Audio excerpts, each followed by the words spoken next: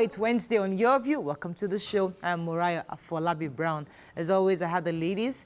Good morning. Good morning. How you guys doing? Great. See what's up with you. Yeah, I'm cool. I was just thinking about what happened while I was traveling, which was the fact that when I took a South African Airways.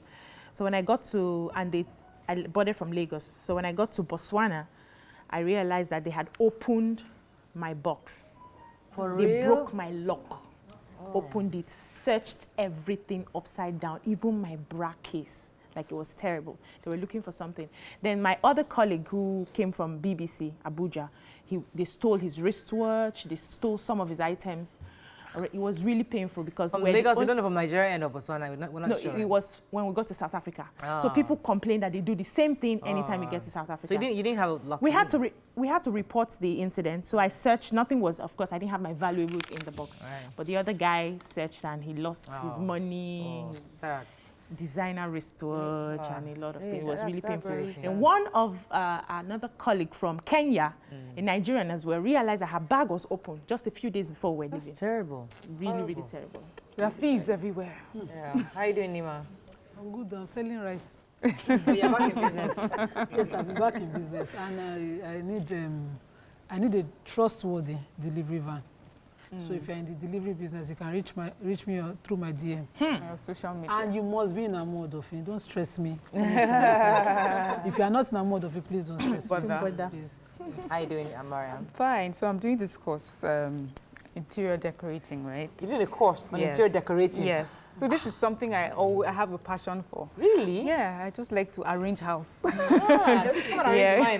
Mine is I upside do. down. So I decided to just, make it official. So an online and course learn- or? No. A physical, A okay. physical course. So it's quite interesting, and I'm hoping that very soon. I didn't know they all had that you, kind of courses in when Nigeria. you guys build your home, so remember, I'm right here. I didn't know they had that in Nigeria. That's Oh, they fantastic. do. There are so many of Interior them. decor. Yeah. Nice. Yeah.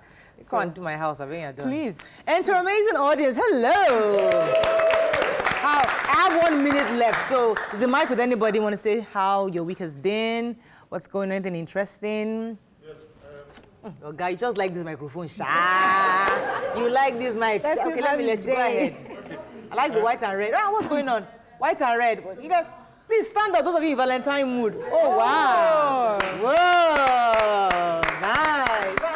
The white and red. So I totally forgot about this Valentine matter. But okay, good. Please, thank you for coming. Please. Wonderful to have you. Yes, sir. Yes, the time might be okay, but I want to seize this opportunity to welcome my dear sister, Sister Mo, and Sister I'll be back. Oh, okay. Oh, Thank you very much. We've missed you a lot. It was Just 1 week. It's good to be back. It was like 5 months. Any first timers here? Your first? Ooh, please, sir. Please. Let's recognize you. Thank you so much. Let's meet our new guest. Tell us a little bit about yourself, your name, what you do. Yes. My name is Victor Justin. Okay. I'm a student and a business person. Oh, wow, you look like a businessman with all the suits and all. Yeah. What are you being importing and exporting or what?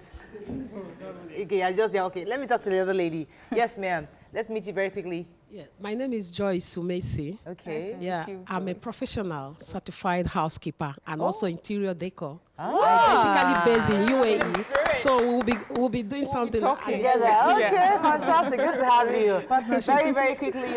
Yes, ma'am. I'm Zainab Lawal, a fashion designer. Ah, Zainab, nice. Don't worry, Nima will call you very soon because she has called all the fashion designers.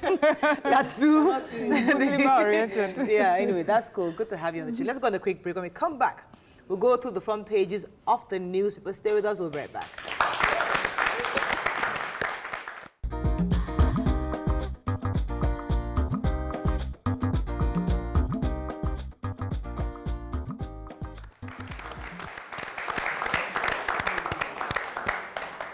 Okay, we'll start with The Nation. There's no punch today, right? The Nation, Amotekun, how outfits will operate in southwest states. Nigeria rudderless under Buhari, says Kuka. Amogiafo is Transcorp Group CEO, alongside Dupe Olushola, who is the managing director of Transcorp Hotels. What's cooking between Aisha and Patience, Jonathan? Rumbling in Ohane's leadership. Dangote retains Africa's wealthiest status. And settlement talks in Oyo Council dispute halted. Okay, let's start with Amotekun. Yeah, Who has that story? so details have emerged on how the operation is going to run, Amotekun. So they're saying that they will have a governing board that will be overseeing the operation in each of the states. They are also going to be having day-to-day activities, but that will be run by a core member appointed by the governor. They are going to be working hand in hand with the mainstream security officials, and it's not going to run as the regional, like it was planned. It's going to be running in individual states, but then they'll have quarterly meetings where they come together and brainstorm. So they are going to also be licensed to bear arms. Well, they're subject to approval. Yes, subject to approval, yeah. Going there in the first place. You know, they kept Yeah. saying it's intelligence, it's Yes, intelligence. they We will knew that we were going there. Okay, so they are still asking for the approval. They don't have approvals yet, but they are still trying to. And also, they have the power to arrest and prosecute, and then take those who are arrested to the nearest police station. Not prosecute. Actually, take to the police for prosecution. So the job is to arrest and apprehend. So our Pepe is in the papers. Aren't you so happy to see Patience Jonathan? You know, I miss Patience Jonathan. You know, she used to be coming out more. Please, give her a round of applause. You know, we miss Pepe. So, go ahead. She's in the building. Yes, she's in the building. So she went to visit with our current First Lady, and they were gisting, they were hugging, they were whispering to each other, they were looking at pictures in Aso Rock. They look like they are What is rumbling? Maria, let me gist my gist. Please, sorry, no So, you know, you could see that these people are sort of friendly, you know, that is nice. And then when Pepe was leaving, our First Lady followed her to the car, and then they hugged. It was so nice. So people are like, what is happening? What's going on? First, Jonathan came some weeks back. Now this one, and she was like, see, oh, there's nothing. We're just discussing women's participation, more women's participation in politics, you know, and also talk about Pepe's pet project about the girl-child education and things like that. So that's all they're discussing. We're happy to see them together, right? I mean, I'm really happy because there are no friends or enemies in politics. Yeah, well, What is it? leave her alone. Anyway, so you see, you don't appreciate something until you lose it. So yeah, that's the situation with Patience Jonathan. Moving on to Vanguard. Outrage trails killing of baby. Unimate students and 28 others. That's a really sad. That was a Boko-Haram attack. State of the nation. We can't afford another civil war. Christian elders warn. Transcorp Group announces new board appointees. FG set for $3.3 billion Eurobond borrowing. Dangote retains slot as Africa's wealthiest. Northern Elders Forum disagree with Buhari on Ganduje Emir Sanusi's feud. CBN imposes forex restriction on milk importation. Very interesting. Okay, let's start with the Unimate story first. So more details came out from the Auno killing that happened at the Meduguri gate in Borno. And the details of a baby killed alongside the mother, a woman raped and her baby's head smashed and then burnt alive. And a lot of other gory details that came out, as you know, of course, gotten Nigerians to start to react. Nigerians are now demanding that, you know, that the military compensate families across board, that, you know, and that the military's, is it failure to do the needful or to carry out the duty, or even whoever gave the order and how they gave that order of shutting the borders should be investigated, and there should be consequences for the lives that were lost as a result of that. Yeah, and a similar story, I think Bishop Cook has also gone out to say that the presidency has been very insensitive and that they have been totally, this has been an attack on the Northern Christian, and this is something that the entire government has totally used with kids' glove, and they've handled with kids' glove. See, and I personally hit on Jonathan for being insensitive at the time the Chibok girls were picked, for having, playing this level of politics, for reacting to the wrong things when we needed him to be more sensitive to the lives that we're discussing. So I, of course, again, will sit here and say the same of President Buhari right now, because you see this back and forth is totally unnecessary. When we talk about lives lost, the way the Auno killing happened, I expect that immediately that there should be, there should be more. This is more, really a better reaction from them than being playing politics. Very sad indeed. Moving on now to the CBN imposing a restriction. Yes, so the CBN that's the Central Bank of Nigeria, has imposed a forex ban on restriction on companies that import milk. So they are saying that, but they've given approval to just 6 companies, and they are Friesland, Chi Limited, Dairy Products, Promasidor, Nestle, and Integrated Dairies. They said these companies are the ones that have shown capacity and ability to work with them in line, because the plan the CBN has is to, increase the local production of milk. So these ones are ready to work in line with the CBN. Fantastic, great. Let's take one last story in Vanguard. So the Northern Elders are not too happy with the stance that our president is taking concerning the feud between Ganduje and the Emir of Kano. They said he's been sort of complacent, and he says he doesn't want to get involved, it should be handled. That they were even told like a commission was set up, and as far as they know till now, nothing has been done by the presidency. And so it would be nicer if, I'm sure his influence, if he were to say something, his influence would definitely go a long way in moving on, squashing this feud. Daily Sun, bomb rock Edo APC Secretary's residence. FG US signed $1.1 million grant for electricity development. Fayemi approved 6 months maternity leave for Ekiti workers. For real? Yeah. Nice. I didn't read that story. I did. Oni Sultan lead traditional rulers to Osun for security summit. Buhari, I will defeat terrorism. Sometimes I feel like Governor Fayemi's wife is actually the one that's, encouraging all this, because she just seems to have a good influence on her husband. This is a good thing, though. Lagos State has it. Lagos had already passed it. For 6 months? 6 months, yeah, for Lagos State workers. So this one is taking effect on 1st of February. It's a way of encouraging mothers to get into this exclusive breastfeeding, in line with UNICEF to stop all these. My own is that when the woman goes for 6 months, I hope her job is still waiting for her. Yes, just make sure. I'm just saying it's something. That's our reality. But what the law doesn't guarantee is that the mothers do the exclusive. But they've done their part now. They will just appeal. Okay, FG and US government signing a $1.1 million. No. So electricity development. NNPC and the US government under the UNMTD have signed a $1.1 million. According to Mele Kyari, that's the new JMD of the NNPC, saying that this would ensure that Nigeria is doing the needful in the area of power and then contributing to the growth of the economy, which of course power is the major source of, and that rather than flare this gas that Nigeria, this would ensure that we convert gas and generate power. And I'm saying without the shout things, but if I don't already do it now, please just start. We'll go take them. Who has the story about the bomb that happened in Edo? I do. So APC is in serious crisis in Edo State. The secretary of the Edo State chapter, APC, his house was, a bomb went off in his home. There were 2 bombs. One, he says, went into his bedroom, but thankfully it didn't detonate. But then in his compound, it formed a huge crater. And he said Tuesday before, gunshots were shot at his home. About 52 bullets were recovered. And also, this was 10 days after Francis Inegbeneki, chieftain of the party, also was attacked as well. And they are blaming the governor. They're saying the governor threatened them. No, they said the governor is the one that is behind this. They called his name. That he threatened them. Lawrence Oka says the governor had threatened him some days before, and then this happened. I have to move on to Daily Sun. I have very little time. Federal character, let's take 2 stories in Daily Sun. Federal character commission grounded, and the young boy, 12-year-old, allegedly commits suicide.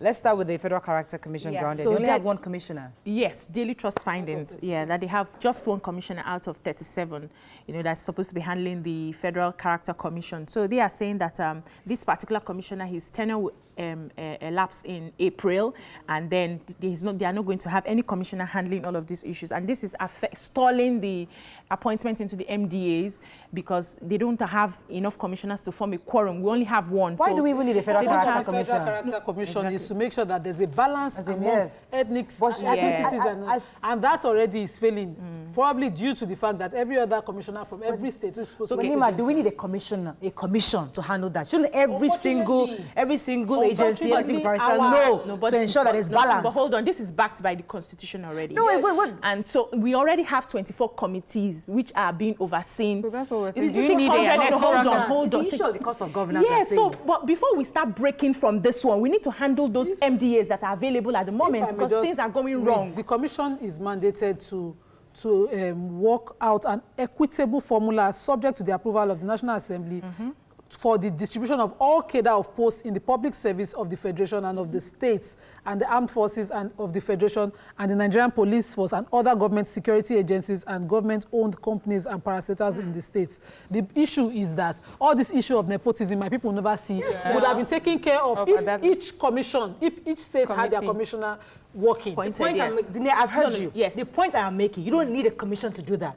We should know to do that, even with or without the commission. We don't. And that, unfortunately, Unfortunately, we've seen the issue of federal character in most of the appointments in federal government. So maybe he should have started work from the federal, from the center. Because almost all the appointments that we're having, everybody's complaining of nepotism. That's why they created this thing. And they frustrated the commission from working. Okay, if they don't let's talk about the suicide.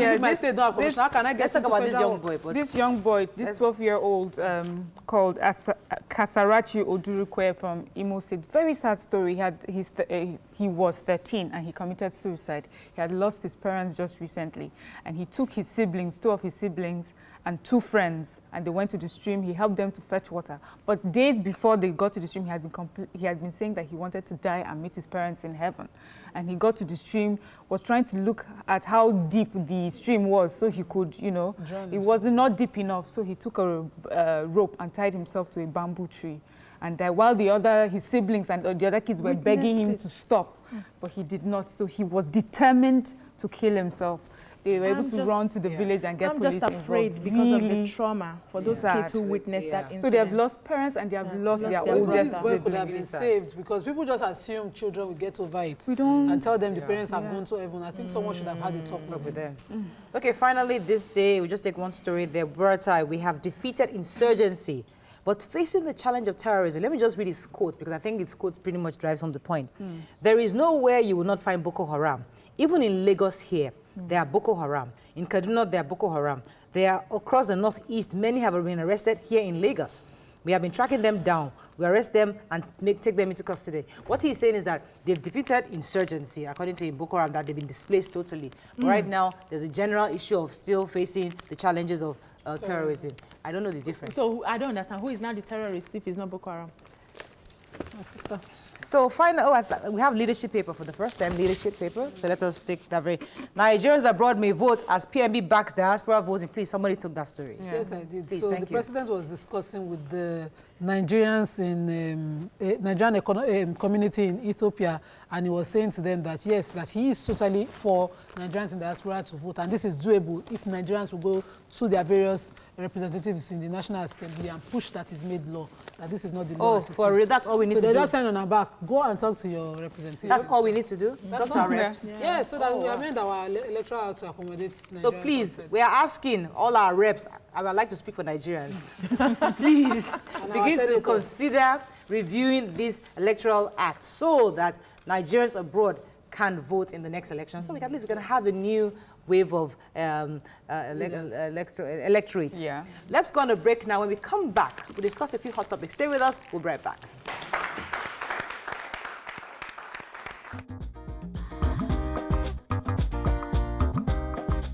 Stay tuned. Your View will be right back.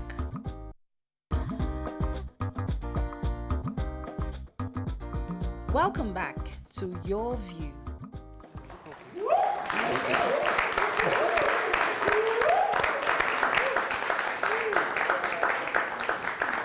Thanks for staying with us. So, a report recently got to us about 1,400 repentant Boko Haram suspects have been released. The report said that they were released into the society, and these Boko Haram persons were found to be innocent after investigations. So that's exactly, and dismissing the story, the reporter was saying that Nigerians were really troubled about the fact that the reports of bringing repentant Boko Haram back into society. What are your thoughts on this? You can call us on 070-8066-8014. You can also tweet us at TVC. Can you please hashtag YourVTVC so we can read your tweets. All right, so when I read this story, for me, I didn't really see what the issue, why Nigerians were having problems with this, because the article said there were suspects, they were not really convicted. These were people that were, the ones I read, some were repentant, and these are people that have actually gone through that process of rehabilitation. So why are we having issues of bringing them back into society? But I'd like to hear your thoughts on this. Bajulu first. So when I read it, what I saw was some were not Boko-Haram. They were just family members of Boko-Haram, relatives that were suspected to be Boko-Haram, but then they realized that they were not. But some were that actually repented and they have been rehabilitated. And I was asking myself that a thief, steals, and this thief is being prosecuted, and then someone who has killed, murdered lives is being forgiven. So I do not understand the aspect of the Constitution that talks about forgiveness. Where is that punishment that deters people from going into such crime? Terrorism is a big deal all over the world. Why is it that when it comes to Boko Haram, is that I feel like the government is scared to really put their foot down and do what is necessary? Now you release these people into the society. What's the guarantee that they will not go back to that crime? What is that guarantee? They have not been, the rehabilitation you're talking about, at what point did you hear of any rehabilitation? Did they put them in a home? Did they have psychologists to talk to them? We have no idea about how this is being done. We just hear that people are released into the society. Some of them are moved to the east, the west, the north, the south. There is no guarantee that these people will not continue to cause this harm. All right, let me hear. So this is a very complicated issue, and I can understand the anger of Nigerians because you cannot take a life and then you go scot-free. But I looked at the categories of people that were let go. So people were suspected to be Boko Haram, and after further investigation, we found out, you know how you've been a crowd and they'll put all of you together. Yeah. So those people were taken out. Then they have children of Boko Haram members. So I just want Nigerians to think a little. I know this is difficult. We have heard stories where Boko Haram go into a village and ransack the village and pack children, young boys. Boko Haram now, we've been fighting this war 10 years. Imagine a 10-year-old boy that was taken by Boko Haram, given a gun. He's 14. Do you remember the story of the Unimate student Robbville from Plateau State that was killed? People that watched the video said he was killed by a small child, like about 14-year-old. So I'm thinking, we have our children that have been stolen. See, this Boko Haram is messing with us on different levels. So they kill us, then they steal our children, they turn our girls into sex slaves, and then those girls give birth to children. Now you've given them guns and they're killing. But when you capture those children, as Nigerians, what are we meant to do to our children that have been captured and introduced into something like that? Is there a chance to rehabilitate them, or should we just write them off? Okay, so that is a point I'm looking at. Thank you for taking us there, because when this report came out, we just automatically judged the whole situation and said, Boko Haram members, can't you bring them back? But if you look at the report, most of them were those that actually rounded up. Yeah. Well, quite a few of them were actually Boko Haram that have been rehabilitated. And as you said, most of them were children. So let us look at this objectively, which is what you're trying to say. As much as we want to react, let's think it through properly. Some of these people do not deserve to be left in the trenches. Some of them deserve to be reconciled, to have normal lives, because many of them are actually normal people. Yeah, before they were taken. So that's the conversation I want us to have. Let me let your thoughts on this, Nima, before we go ahead. Miriam. Prior to 2011, when the Abuja bombing happened, we didn't have any law on terrorism. And then we enacted a Terrorism Prevention Act. And this act was, of course, to deal with issues like this. But I still fail to see Nigeria actually interpret it, because when some of the Chibok girls were returned, we're supposed to have like a rehabilitation process for them. A camp where they will go, where they will gather intelligence from what they say, where they will, and all of this, we saw this drama around it in the papers, and that's it. So we will go back to situations like this when Nigerians are at a loss as to what exactly is the process. This is 1,400 totally returned. About 2 came in Zulum's time in 3 batches, 2 batches in Zulum's time and 2 batches in Shetima's time. That's the former governor of Borno and the present governor of Borno's time. And Nigerians are clamoring and insisting that just carry them to one place and do a jungle justice kind of mob action on them, because that's how we would react. These people are supposed to be people who are suspected to either have killed or associated with those who have killed or caused mayhem in Nigeria. And so that's how we want them to react. But we have laws.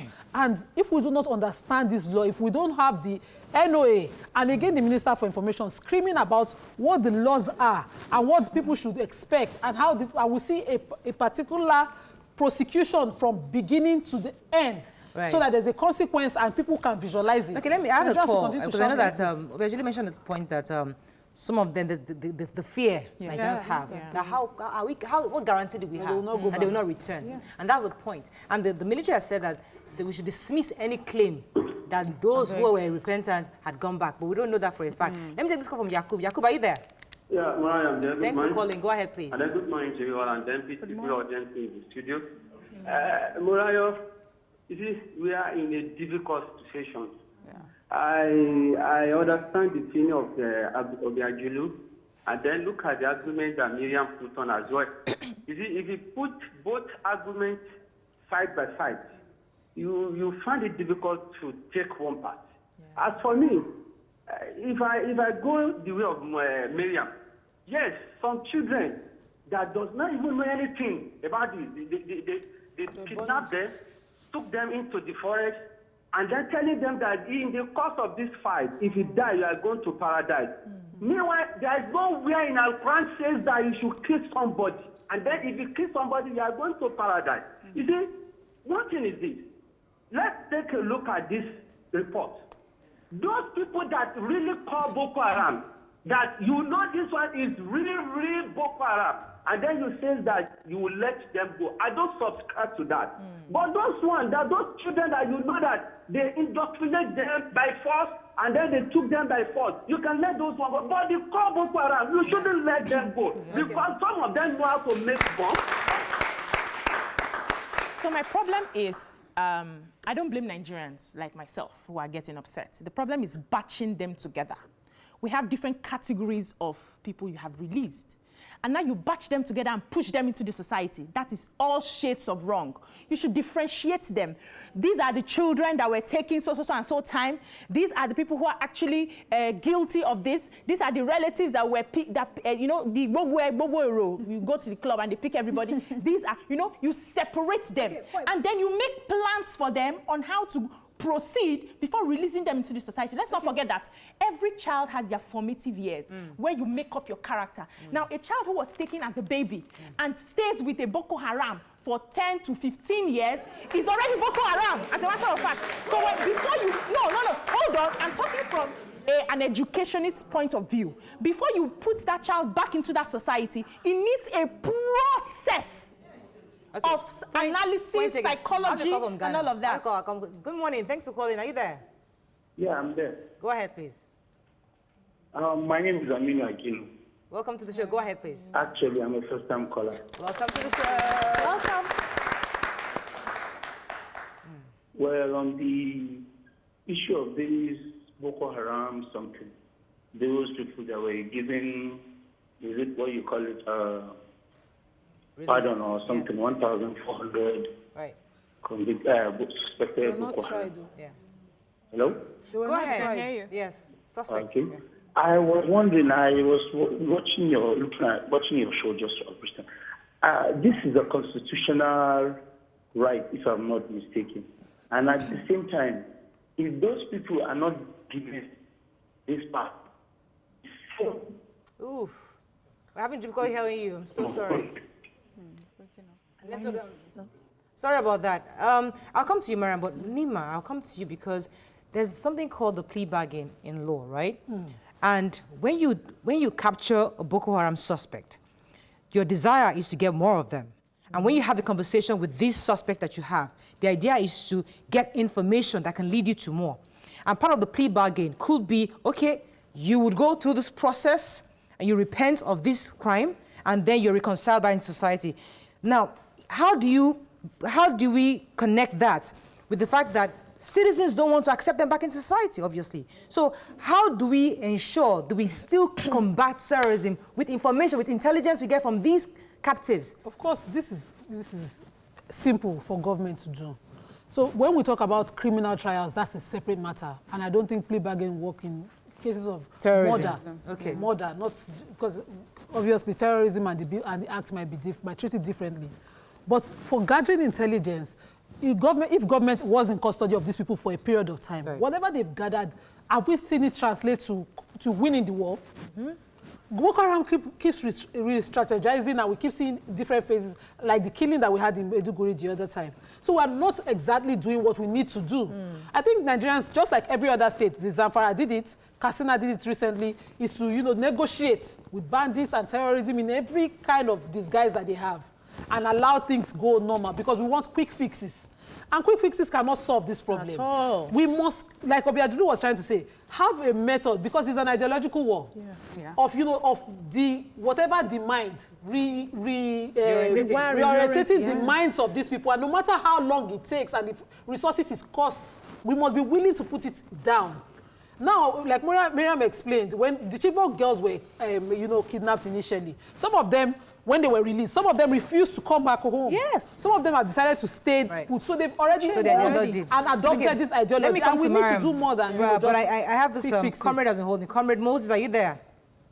Yes, I'm there. Thanks for calling. Go ahead, please. How are you? Go ahead, you're live. Yes. I'm calling in respect of this release of this Boko-Haram to the society. It portends danger to us, and it shows how government itself is insensitive to the happening. The reason being that there are so many people caught by the streets and are languishing in prison, awaiting trial. 5 years, 10 years, they are there in prison, and nothing is done about such people. And somebody who was caught killing, somebody who has declared himself fighting the state, they are now playing with us, coming back to releasing those people to society. And from the statement of the chief of army staff that they've defeated insurgency, but even in Lagos everywhere they should expect to see Boko Haram. As this thing, the terrorists now, the attack has been reduced drastically. 3 or 4 days ago, we heard of what happened in Boronu. How about 13, how many passengers were killed? So what is government telling us? Government is also proving to us that they are behind what is happening to us. Okay. Thank you very much. I have to go on the break. When I come back, we'll continue this conversation. Stay with us. We'll be right back.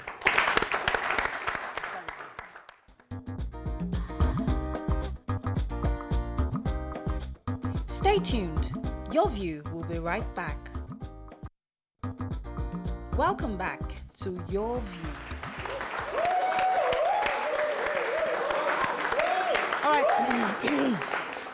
Thank you for staying with us. Let me start with Mariam on this. Go ahead, please. Okay, so there are a few things with the process of rehabilitation that we're doing that I find a bit concerning. So if you read like what is happening across the world, when there's an ongoing war, there is a process for rehabilitating and finding out if people have been repentant. So they would sit, there will be a commission, and you'll be asked questions to determine if you're truly repentant or if you're just giving answers to go back into society and commit the crimes that you used to commit. And this is done after the war has ended. So you don't send people who are rehabilitated during the war, where you keep the morale of the police, of the soldiers who are fighting this war. So you give a time. And I also wanted to find out who are the people that sat down for our own commission to question these people. And our country says they worked with the defense headquarters in conjunction with 13 civil organizations, including UNICEF and International Office on Migration. So it seems like it's a proper commission that sat down to look at that. Then the second thing, which is the most important, is that we've been fighting this war 10 years. Boko-Haram, they've been getting supplies, they've been getting food, they've been getting weapons. Follow the trail and tell us where it's coming from. Thank you. Find out where they're coming from, find out where these people are. Let me take a few comments from our audience. Go ahead, please. Miriam. Yes. All right, good morning. My name is Tessie Azan, Clothes Matters. Now, I just feel if we continue to get sentimental about issues in this country, we won't move forward. Just like they've rightly said. Now, I was just thinking, for whatever course anyone wants to read, 10 years is way too much. Talk about law, medicine. You see 4 or 5 years cost, to run a particular course, 2 years for trade. Now 10 years with these people, for me, I feel terrorism is already running in their DNA. If you go by dominant and recessive gene, it's already running in their genes. Yes. There is no way, it runs in their blood, it's running by practical learning. I don't even see what kind of rehabilitation that will flush that out. All right, thank you. So I think we need to be careful here. This is how mob actions kill innocent people. Yes, we need to be we really need to be careful here. I am one for not negotiating with Boko Haram, and I think that, you know, the proper thing should be done. But being a lawyer, I know every criminal has a day in court. And until that person is convicted by a court that is competent enough to determine that person's wrong or innocence, nobody should just be sent by association or anything to anybody, to any place to be killed. The only thing we can ask government to do, because we know the judicial process will take time, is of course to have another process on ground, so either determine whether a person is guilty or not. Imagine that somebody, just for the looks alone, looks or sort of resembles a Boko Haram, and then that person is picked and never has the time to be given fair hearing, to defend himself, to even explain or put things on the table, to even have a competent body to hear his side, and then that person is killed, and then you find out 2-3 years later. These things have come up in the American justice system, where blacks were constantly being hounded for just being black. And recently we've heard that, you know, a lot of them were miscarriage of justice, and some people were even sentenced and murdered by the law. So we need to be very careful here. Go ahead, please. Good morning, everybody.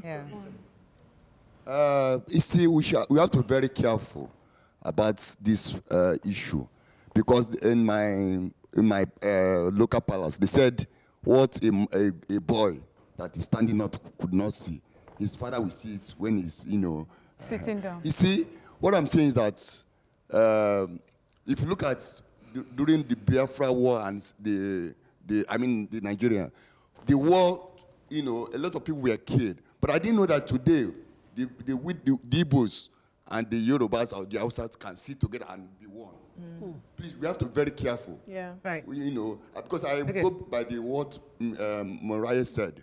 You know, you have to look at it logistically. Okay. Let me get your comment. You want to say something? Let me hear your thoughts, please. My name is Shola Oluwatobi. Okay.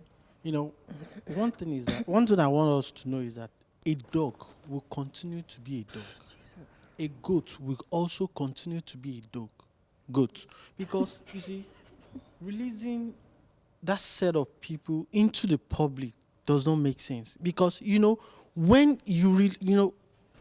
releasing them, you ought to prepare a place for them to go, like a rehabilitation center. Because there's no way, there's no how. Government is telling you they've rehabilitated these people. You don't trust government? When that's it. We don't trust. Is that the issue? You don't trust that the government has rehabilitated these people? Is that what you're saying? Yes. So you don't trust? Okay, point taken. Let me take this call, then I'll come to you, Bajilu. Good morning, are you there?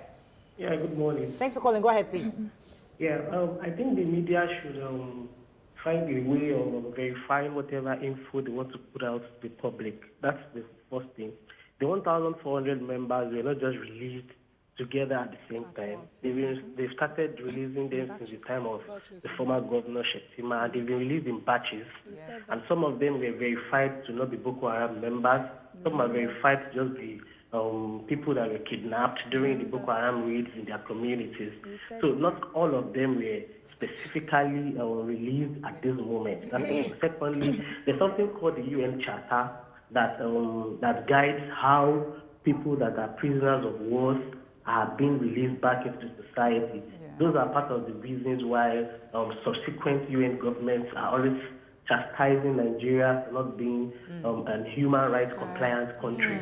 So because of that, if you have prisoners of war, you don't keep them in isolation from the other citizens of the country for a longer period of time. Right. Thank you very much, Bolaji. Earlier, we did say that 1,400 were released in batches, and most of them actually were suspects. They were people that were actually rounded up. Well, just a few of them actually that have actually been Boko Haram members that were being rehabilitated. Many of them also were children and women. So let me let a final comment. I have to round up on this. Yes. So I believe this is a very sensitive matter, and I would like the government to be sensitive as well. We have soldiers who are dying on a daily basis to fight against insurgents and this Boko Haram issue. How would they feel that these people that we are suffering and slaving to, you know, to protect our citizens are being released? And because there was a particular part where they said that if you get into an environment and you are rejected as a Boko Haram member who has repented, the government will settle you. We have soldiers who have died, who their wives are not settled till today. So we have to be very careful as the government and how we handle this. Let me take this final call from Texas, I believe. Good morning. Thanks for calling. Yeah, good morning. Morning, go ahead, You're please. really doing a good job. My name is Oye, I'm calling from Texas. Hi, go ahead, please. Concerning this issue, I really think this reflects on the tactics being used by the government because it's questionable and shows why we're not winning the war. Number one, I don't know if you know the history of the founder of ISIS, Baghdadi. He was also detained in a detention facility in Iraq. And he was later released thinking he was no longer a threat, being rehabilitated. And he came back to fight everybody in the ass badly, globally, even the United States. Then number two, if I'm a soldier, I'm seeing a Boko-Haram fighter who's probably harmed part of my comrades being released back into the world. It's going to mess me up mentally. It won't give me the desire to keep fighting. And number three, what was the process? How long were they held back? And how sure are we that these people are not just here to gather information to go back to re-attack us in the long run? I honestly feel like this is just a reflection of our tactics and why we're not winning the war and why this should only continue for a very long time. Unfortunately, thank you so much, Oye, for your comments. Unfortunately, that's all we can take. But it's important that the government hear the views of Nigerians and their thoughts. There have been diverse views on this, and it's important that they're clear how we feel, and hopefully the right decision is taken. Let's go on a break now. When we come back, we'll discuss the impact of old school associations. Stay with us. We'll be right back.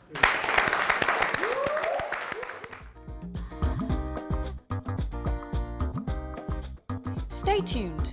Your View will be right back.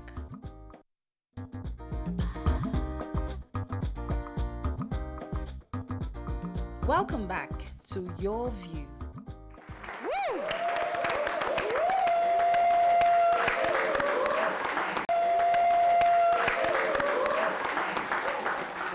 Okay, so before we invite our guests, I just got a gift for a couple in our audience today. We love couples on TVC, so please, the couple up there, stand up because you just got, because you came dressed for this Valentine and you're looking nice and pretty, you're getting free tickets to an event coming up on, I think, Sunday. It's what, 20,000 naira each, so it's not a great ticket. For Bukumi, coming preacher, it's a comedy event, I think, happening at Daystar.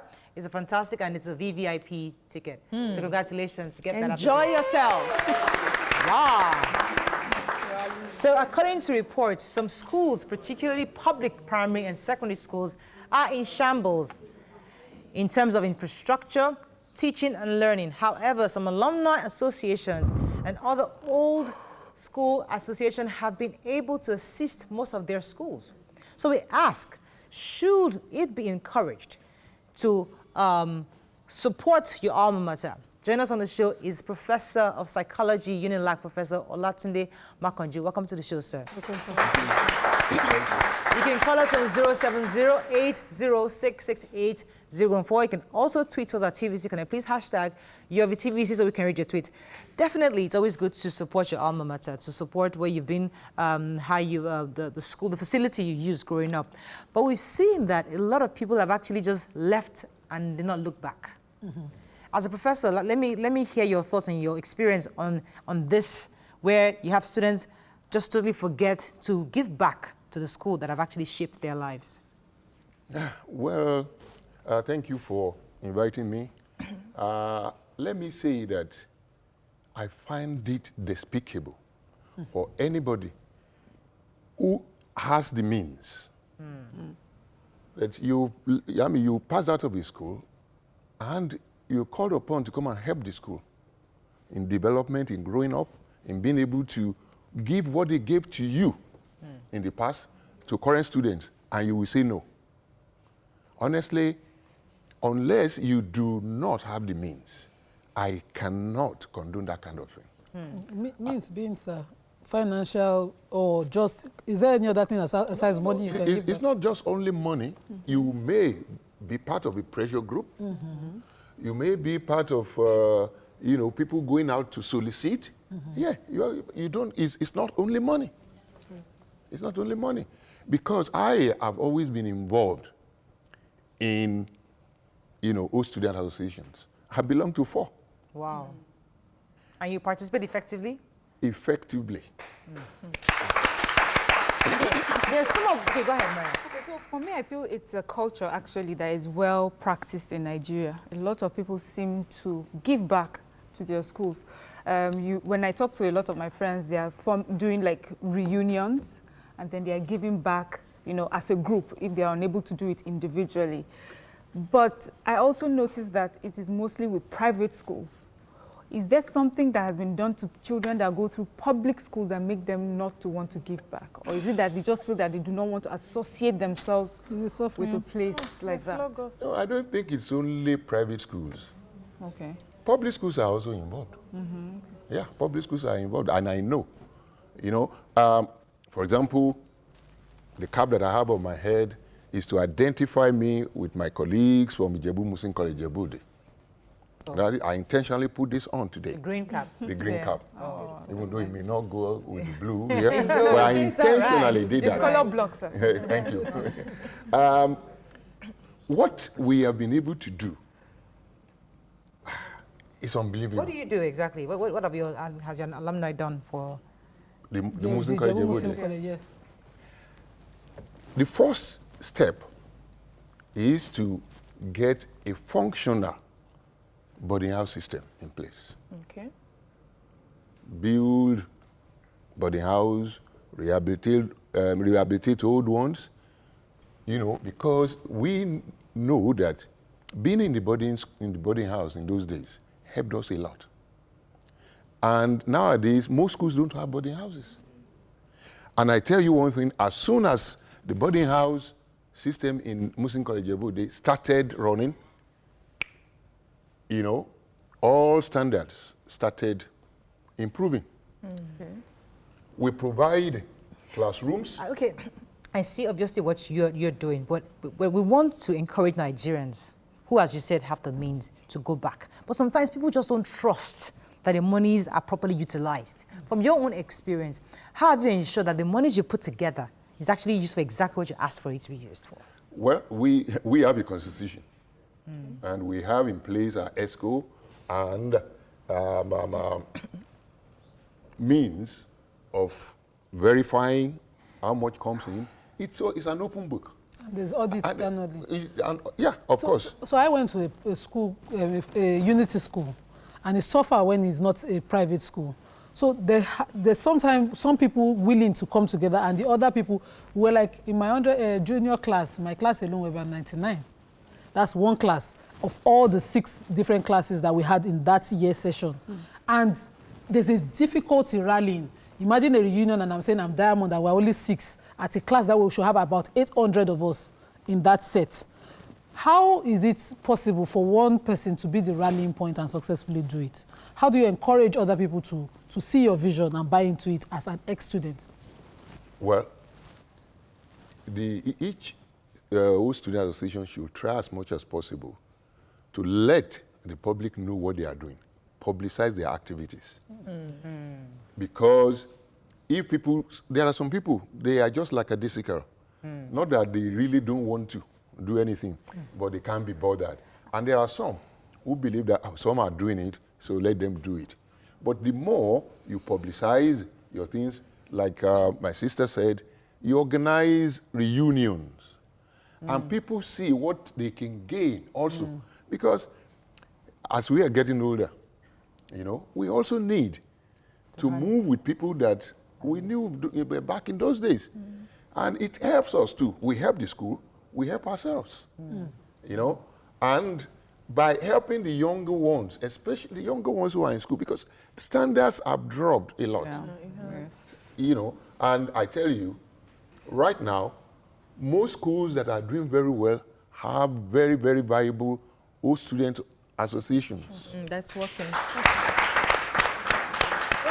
Some people have said that it's difficult to come about this old school people's association because many of their students are still what's the word?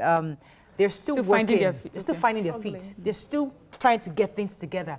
You get to a certain age where you're retired or you have some time to yourself where you're comfortable. You go, okay, let me use my free time to participate. But right now, life is happening to many of us. We are trying to get life together. So trying to now focus on an alumni association, some organization, it's just so extra for us. No, I tell you one thing, I don't agree with you. Okay. For example, My school, Muslim College Jebude, was 70 years old just last month. Wow. 70. But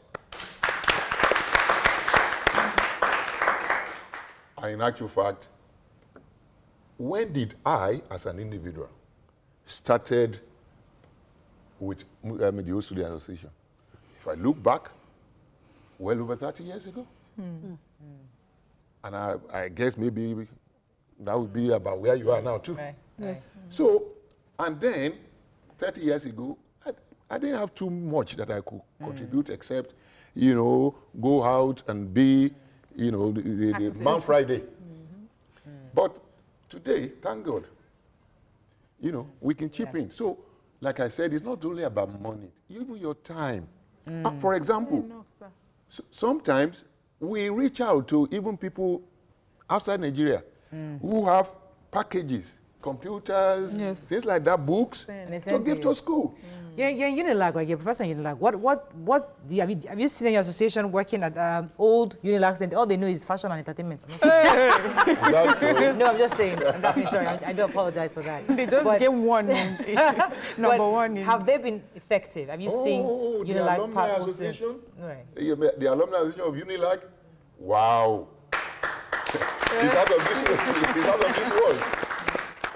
You go into the University of Lagos today, if you were the building that hosts one of the banks, I don't want to, give free advert, was built by the Alumni Association. Wow. Right now, there is another main building coming up, multi-billion. Wow. Yes. Get money like that. You got money like that. But the ABU alumni, that's powerful as well. Yes, I've had complaints from people saying that they usually don't like to get involved with all this alumni because when it's time to, pay dues and donate one or two things, some people who are not so well-to-do start feeling terrible. And the ones who are, always at the forefront giving are like targeted for other aside coming to beg. Do you understand what I'm trying to say? Speaking French. Okay. So people, it's as if you are exposing yourself to the group. And so some people just like to take a step back and So you have money, Abi. You have money. Okay. That kind of thing. Right. You see, the way I'll take it is that in anything you do in life, there will always be like two sides at least, two sides at least. There will be those people like the ones you are describing. But as far as I'm concerned, you do not have to live up to the expectation of anybody. And as long as you build your own character in such a way that, if they are counting people who are well-to-do, I probably won't even rank among the first 5,000. But let me do the little bit that I can do. And when you come and you can do more than myself, I applaud you. Yeah, exactly. I learned from my learned father, Kule Shofola, is a senior lawyer as well, that you must have something that you must give back to. As a student back then, I used to go to his firm every time for grants, for support, for my association for the Nigerian Muslim law students, and every time I never left without a check. And he used to say to me, Nima, always have something to give back to. Somewhere you're doing something that you feel you're touching. And that's the only reason why I always had the check. And everybody thought that she was just favored by him. Growing up now, I always feel that if I don't have something I'm doing, and I'm just living an empty life, but I determine what that thing would be.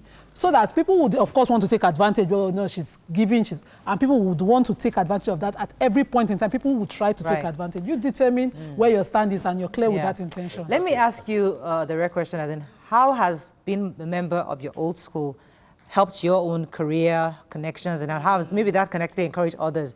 Has it connected in any way? In fact, that's a fantastic question. At a time, late 80s, my career had a little bit of stagnation. And my set, the 1962-68 set, now said, oh boy. So they now said, what exactly is the problem? I said, I think I need a secretary. You may not believe it. One of them provided me with a secretary. Was doing my typing. You know, in academics, it's about Typing. research, publications. And I tell you one thing, my career got a jump start. And that was it. So I'm just giving you one example. There's so many things. My friends, you know, have done so much for me. I've done so much for some others too. Right. It is a matter of one hand washing come to the Mariam. other. Let me take this. Fantastic. Let me talk to Mariam. Moses. Thanks for calling. Moses, are you there? Yeah, morning. Go ahead, please. Morning, Prof. Good to see you once again.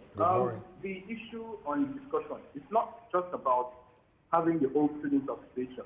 The bottom line is most of these schools have grants to maintain their structures. What you find out these days is that old student associations are so tasked with actually intervening in terms of the structure of the schools, vis-a-vis classrooms, laboratories, libraries, and etc. If the old student association comes in and they only see things like, okay, they can invest in their school teaching, their basketball court, and extracurricular activities, not also excluding the laboratories and libraries. But a situation where they come, the whole structure is dilapidated and so bad, it becomes taxing on the association. And we also have to consider the fact that many of the members of the association, their feet are not so grounded, they are not so stable yet. So you will find out that at the end of the day, in a bunch of maybe like 100 old students, you only have like 10 who are actually so fortunate to be able to contribute effectively in affecting their own schools. Thank you very much for your comments. Yes, Mariam. So I think one of the major problems that is affecting us, we have this, especially in Nigeria, that culture of materialism, where if you feel that you do not have the money to give, you feel less than. So sometimes it's not about anybody making you feel bad, you make yourself feel bad. And so I know that when it comes to associations like that, when you don't feel like you're at par with your mates, you tend to step aside. But I remember the last reunion we had from my school, a teacher called us and she said, please talk to it's an all-girls school. She said, please talk to your younger ones. They're not doing well in sciences. They do not want to do sciences. You know, everybody wants to go into entertainment and art and things like that. Just tell them the importance of it. And I could see their face light up when we were talking to them, you know. Of course, they were first distracted by how we looked, and then they started having a conversation with us. So that is one. So I think people should learn that they can do that. Just even going to talk to the students there will boost their morale. But secondly, on the side of what you can gain from being an active alumni is when you hear schools abroad like Harvard and Yale, they always say it in such a way that when you finish from there, your career is sort of guaranteed. I don't know if our own schools guarantees that sort of thing for us. Or do you, have we reached that level? Yeah, have we gotten to that stage? Well, I can tell you, such opportunities do come in trickles too in Nigeria. Even as scarce as the jobs are, you can be sure that there are some employers who reach out to the universities specifically for, high flyers every year. Yes. And people get employed. Yeah, right. So many. Okay, let me take Abdulaziz and I'll come back to you. Abdulaziz, are you there? Yeah. Thanks for calling. Go ahead, please. Yeah, I really appreciate the fact that you talk about the Old Students Association and the thing. It's something I wish to do when I go up to that level and I'm able to meet my other mates. For example, my dad is very active in his old secondary school association. Very, very active. Sometimes he takes it more than his work, and I'll be like, Mr. Raji, what are you doing? But wow, it's passion, it's love, it's encouraging. Yeah, I've seen a lot of things they do, build buildings for the school, give out books, and give out scholarships for the students in the school where they came out from back years. I think it's something good. Fantastic. Thank you very much, Aziz. Thanks so much. Yes. So you would agree with me that the quality of education you people had your time is different from what we have now. And aside from the fact that the alumni help with the infrastructure of the schools to make it look beautiful, give them hostels, are you people having like a committee to look into the curriculum, which in all the schools, aside from the very big private schools, are outdated. Is there any plan somewhere along the line that people will start paying attention to the content that those kids have? Well, that will not be part of our calling. You know, we can advise. But I am not sure about your assumption, because I have not said that the standard of education... No, I'm saying. No, that's what I said. Okay.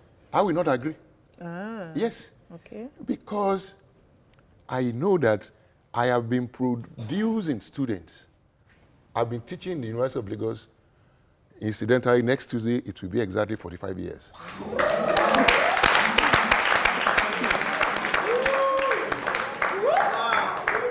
And I can tell you, every single year, we produce very good students who go to Harvard, who go to Oxford, Cambridge. Yes.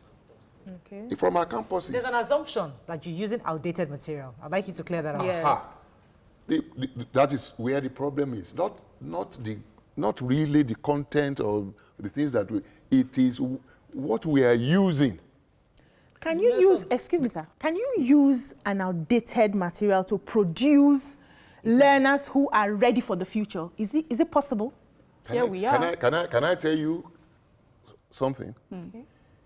Most of the laboratory equipment that we used during my own time in the university in Nigeria, we were reading from books.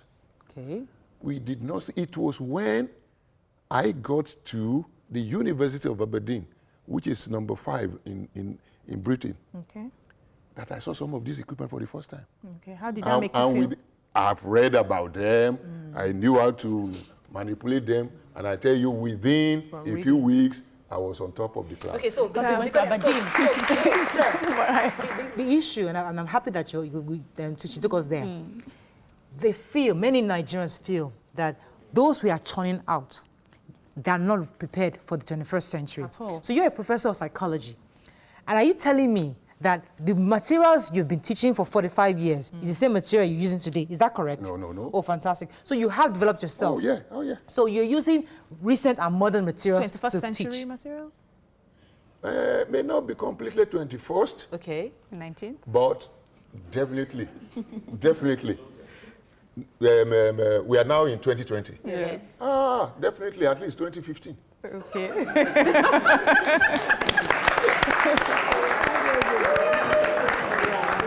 No, and I tell you one thing. And I tell you one thing. There are many areas where they are up to par. 2020. Okay, I am in school now, and like 99.9% of what we do, like, in fact, if you don't have a laptop, you can't be in class. Every single student has a laptop. Yeah. So you're constantly, and they're teaching us with slides, you know, everything. You send your report, your research paper to a software called Turnitin. It tells you if you are plagiarized and all that. Exactly. So is that available in federal schools? Oh yes, completely.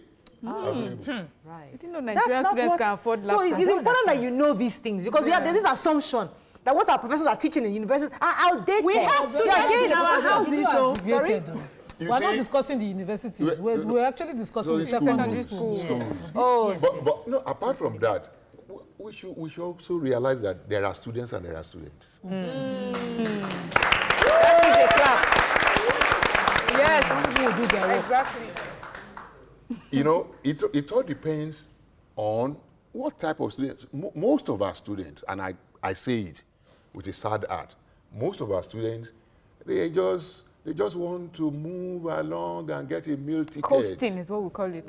Coasting, yes. And get a meal ticket. And if you allow them to cheat, we have a field day. We have a field day, and so on and so forth. But there are genuine students. Yes. And this. Who put in the work. Oh, yeah. There are many of them. And so, and we must cater for all of them anyway. You know, there are students who really shock me sometimes. They give me things that are new to me. And I too rush back to go and check. Lovely. Oh my goodness. I feel bad around now, because I really want us to. I'm enjoying this angle. We have to bring you back, because I would like you to talk on the educational system. So you're telling us, before you leave, you're telling us that our educational system is not as bad as we think. Is that what you're saying? Yep. That is actually better than we think. That the curriculum is not as outdated as we think. Yes. Secondary school, university? You can't talk of about course, I mean, we can guess about secondary schools because they are the ones, the students are the ones. They're coming to universities. Yeah. And I tell you, I'm talking about percentages now.